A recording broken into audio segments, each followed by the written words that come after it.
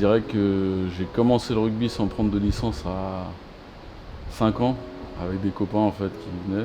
Moi j'habite juste au-dessus du stade, donc on descendait à pied avec Geoffrey là, qui habitait une rue à côté de moi, et Yannick là, qui habitait juste en dessous de l'école, on descendait ensemble. Moi j'étais hyper stressé d'arriver à aller à Bourg. Du coup j'arrivais souvent en avance et souvent je restais assis devant le bar là. Et ma grand-mère a ouvert son restaurant au guichet. Donc mon père habitait là-bas et puis je suis mis au rugby. Il a joué quelques années, donc avec plein de papas, de gars avec qui j'ai joué aussi. J'ai commencé en terminale, c'est un copain qui m'a fait venir sur le terrain qui était là-bas, parce que celui-là n'existait pas. J'ai des bons souvenirs, c'est un sport qui m'a tout de suite plu. Je n'étais pas un bon joueur, mais il y a un côté contact, collectif que j'ai aimé. Et Paul, il a intégré l'école de rugby, qui était un moment sympa aussi. Parce que c'était le mercredi, il y avait tous les gamins, il y avait des parents, il y avait un goûter, puis c'était sympa comme ambiance. On a commencé à jouer ensemble sur les années cadets juniors. On a lié vraiment une grosse amitié sur nos premières années seniors. Paul, c'est génial parce que en fait, son histoire avec le club a commencé un peu avec la mienne. Paul que je vois tout petit à l'école de rugby, que je vois grandir, que je vois partager toute son histoire rugbystique au sein du club avec la continuité et que je vois devenir un mec génial, qu'on adore tous, qui incarne toutes les belles choses qu'on a dans le club d'Orsay. Puis je lui associe également sa grand-mère, Anne-Marie de Gênes, qui est une figure d'Orsay, évidemment toute la famille de Gênes, mais pour ma part je fais un lien très étroit avec Anne-Marie. Polo, moi je l'ai connu ma première année quand je suis arrivé en Fédéral 3, la tête rasée, un autre profil de joueur. Paul, je l'ai connu en 2014, ça faisait déjà un petit moment qu'il était au club. C'est sa deuxième famille, il n'y passe pas autant de temps qu'avec nous, mais quasiment. Voilà, c'est beau, c'est une belle relation, Si je me souviens bien, c'était un mini, moi que j'ai eu Paul. En tant qu'entraîneur, il est très bien, il est très calme quand il donne les exercices, les consignes et tout. Après, c'est vrai que quand il s'énerve, on l'entend très vite et on baisse la tête et on dit rien parce que faut quand même pas trop le chauffer, le Polo. J'ai une marque, il s'en rappellera, Polo, une marque de dents ici, alors qu'on était dans la même équipe. Il était en train de se faire plaquer par terre et du coup il criait, il ouvrait la bouche. Et moi je suis tombé dessus et du coup avec sa dent, il m'a ouvert la main. J'ai toujours la petite marque. J'ai toujours été un peu dans l'engagement, ça c'est je pense une marque de fabrique depuis que je suis tout petit.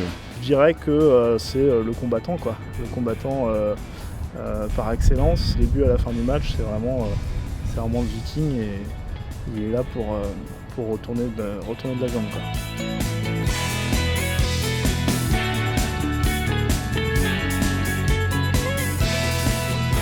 Le joueur que je connais qui a le plus gros cœur, pas forcément, je pense que plein de gens le savent, hein, techniquement c'est pas un trois quarts, hein, mais il a un cœur comme peu en ont.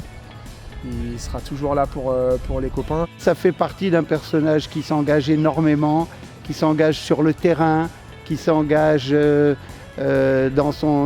autour du rugby, qui s'engage dans sa vie professionnelle, qui s'engage dans la création de la sauce des joueurs et tout ce qui va avec. Je pense que c'est une personne qui laisse pas indifférent quelqu'un. Après, c'est quelqu'un quand même qui est dévoué pour tout, qui est volontaire, et puis après sa notion il est très valeureux.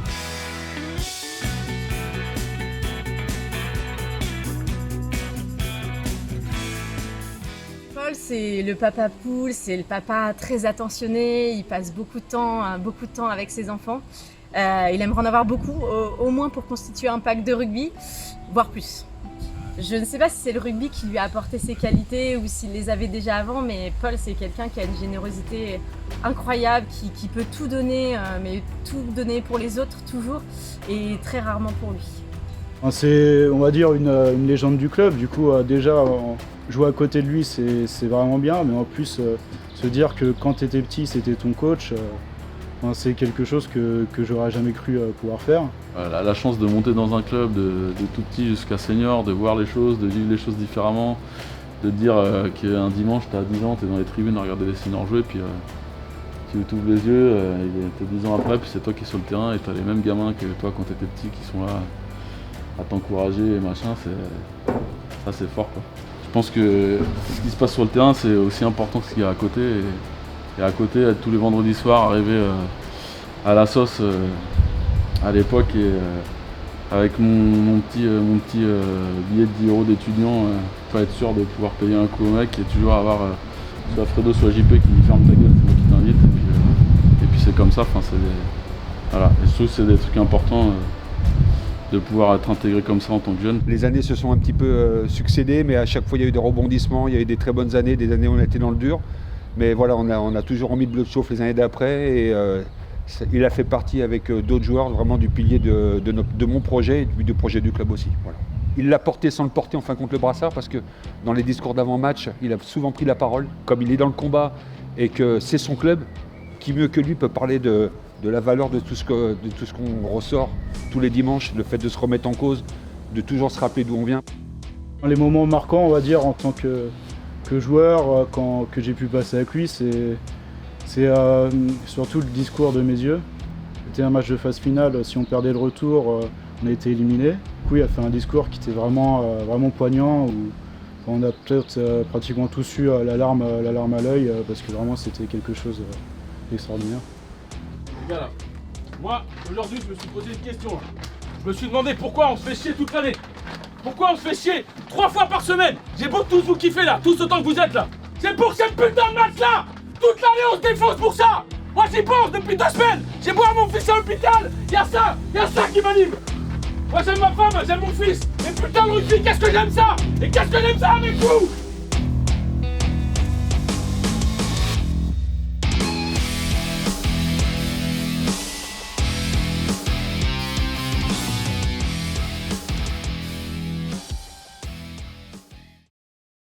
Je pense que ça va être très douloureux pour Paul de partir du club. Voilà, il y a sûrement plein de super clubs dans le sud-ouest, mais ça sera jamais comme à Orsay. Même si dans un coin de sa tête, on se dit ah, ça serait bien de bouger un jour, etc. Moi, ayant grandi toujours ici et surtout ayant grandi toujours au club d'Orsay, c'est une grosse page qui va se tourner, quoi. J'ai pas mal discuté avec ma femme.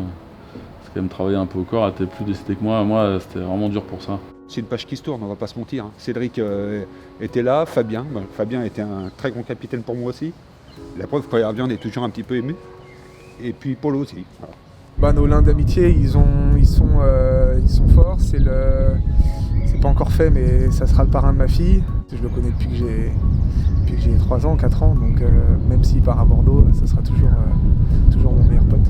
Une amitié qui, malgré son départ dans le sud-ouest de la France, qui nous brise le cœur, nous, Parisiens, perdurera, c'est sûr. Une personne qu'on n'oubliera jamais, même au sein du club, personne n'oubliera, c'est quelqu'un qui a marqué le club. Ce que je souhaite au club, c'est de rester ce qu'il a toujours été pour moi, même si il a évolué, c'est-à-dire un club familial, en tout cas convivial, et qui permet que malgré ce côté-là, d'être à un niveau quand même hyper intéressant. Ce qui est sûr, c'est qu'ici, j'ai vécu mes plus belles années, déjà parce que j'en ai vécu beaucoup, mais parce que j'ai rencontré des gens fantastiques. Son club de toujours, et pour toujours, ça sera Orsay. Et même si là, je lui souhaite encore une vie rugbystique là-bas, son club, ça restera Orsay pour toujours, et je sais qu'il y reviendra toujours.